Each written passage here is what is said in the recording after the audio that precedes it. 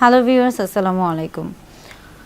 Masturbation নিয়ে এর আগেও কথা বলেছি এবং বিশেষ করে পুরুষ মাস্টারবেশন নিয়ে কথা বলা হয়েছে বা পুরুষদের মাস্টারবেশন নিয়ে কথা বলা হয়েছে, কিন্তু ফিমেল মাস্টারবেশন বা মহিলারাও কি আসলে মাস্টারবেশন করে বা মহিলাদেরও কি মাস্টারবেশন হয়ে থাকে বা আসলে এটা কিভাবে হয়ে থাকে বা এটা গুরুত্বপূর্ণ কিনা এই বিষয় নিয়ে আজকে কথা বলবো। ফিমেল মাস্টারবেশন বা মহিলাদের মাস্টারবেশন কেন গুরুত্বপূর্ণ বা কী কারণে হয়ে থাকে। মাস্টারবেশন বলতে আসলে কি বুঝছি? মাস্টারবেশন বলতে আমরা মূলত বুঝছি যে যখন কোনো সঙ্গী বা সাথী ছাড়াই একজন মানুষ যখন তার যৌন তৃপ্তি নিবারণ করছে এবং অর্থাৎ নিজে নিজে যখন সে তার যৌন চাহিদা বা যৌন আকাঙ্ক্ষাকে নিবারণ করছে এবং যৌন তৃপ্তি বা যৌন সুখ উপভোগ করছে, তখনই তাকে কিন্তু মাস্টারবেশন বলা হয়ে থাকে। এটা যেমন পুরুষদের ক্ষেত্রে খুবই পরিচিত, অনেক পুরুষই বলে থাকেন যে তিনি মাস্টারবেট করে থাকেন, তার মাস্টারবেশনের অভ্যাস রয়েছে। তেমনি আবার মহিলাদের ক্ষেত্রেও দেখা যায় যে মহিলারাও কিন্তু মাস্টারবেশনের সাথে পরিচিত, কিন্তু মহিলাদের ক্ষেত্রে জিনিসটা অন্যভাবে কাজ করছে। যেহেতু পুরুষদের ক্ষেত্রে পুরুষাঙ্গটা শরীরের বাহিরের দিকে অবস্থান করছে, এই জন্য তাদের ক্ষেত্রে কিছুটা সহজ হয়ে থাকে বা কিছুটা তাড়াতাড়ি হয়ে থাকে। কিন্তু মহিলাদের ক্ষেত্রে মহিলাদের জননাঙ্গ বা মহিলাদের প্রজননতন্ত্রের বেশ কিছু অংশই কিন্তু শরীরের ভিতরে অবস্থিত এবং শুধুমাত্র দেখা যায় যে আমরা বলে থাকি যে ক্লাইটোরিস এটা যেমন বাইরে থাকে বা লেবিয়া মেজোরা মাইনরা এই যে অংশগুলো, এগুলো যেহেতু বাহিরে থাকছে, এই অংশগুলোর সাহায্য নিয়েই কিন্তু মহিলারা তাদের মাস্টারবেশন করে থাকে বা তাদের যৌন তৃপ্তি বা যৌন সুখ এটা একাই তারা লাভ করতে পারে।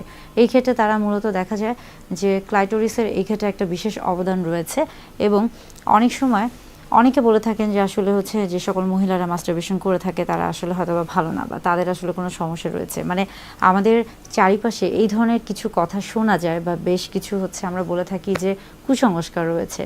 আসলে পুরুষদের ক্ষেত্রেও মাস্টারবেশন যেমন স্বাভাবিক এবং এটা কি স্বাভাবিক একটি প্রক্রিয়া। একটা সময় এটাকে খুবই অস্বাভাবিক বা খারাপ হিসেবে ধারণা করা হতো, কিন্তু আস্তে আস্তে এটাকে কিন্তু বর্তমানে বিজ্ঞানে এটাকে কিন্তু খুবই স্বাভাবিক একটি প্রক্রিয়া বা স্বাভাবিক একটি বিষয় হিসেবে ধরে নেওয়া হচ্ছে। তেমনি মহিলাদের ক্ষেত্রেও কিন্তু পুরুষদের পাশাপাশি মাস্টারবেশনের যে অভ্যাসটি রয়েছে এটা একটি স্বাভাবিক প্রক্রিয়া এবং মাস্টারবেশনের ফলে আসলে বেশ কিছু আমরা বলে থাকি যে যখন এটা অতিরিক্ত আকারে না হয়ে থাকে, অর্থাৎ যখন এটা আমরা বলে থাকি যে যখন এটা একটা নির্দিষ্ট সীমার মধ্যে থেকে থাকে, তখন এটা কিন্তু বরং শরীরের জন্য ক্ষতিকর তো না, বরং আরও উপকার হতে পারে। কিভাবে?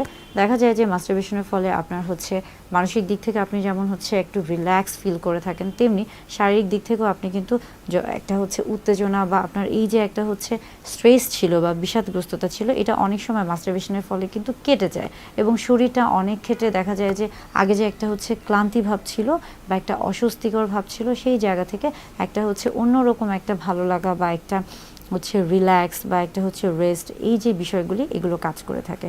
আবার ফিমেলদের ক্ষেত্রে বা মহিলাদের মাস্টারবেশনের ক্ষেত্রেও দেখা যাচ্ছে যে একটা আমরা বলে থাকি কি হ্যাপি হরমোন এখানে রিলিজ হয়ে থাকে, অর্থাৎ ব্রেন এখানে তাকে বা ওই মহিলাটিকে একটা সুন্দর একটা ঠান্ডা একটা আমরা বলে থাকি যে শারীরিক একটা অবস্থান তৈরি করে দেয়, যার ফলে সে কিনা তার মাথার মধ্যে বা তার শরীরের সে শারীরিক বা মানসিকভাবে অনেক ধরনের হয়তো বা অস্বস্তিতে ছিল বা একটা বেশ কিছু ধকল নিয়েছিল, সেই জিনিসগুলো থেকে সে একটা আরাম বা একটা সুন্দর একটা পরিবেশে যেতে পারে।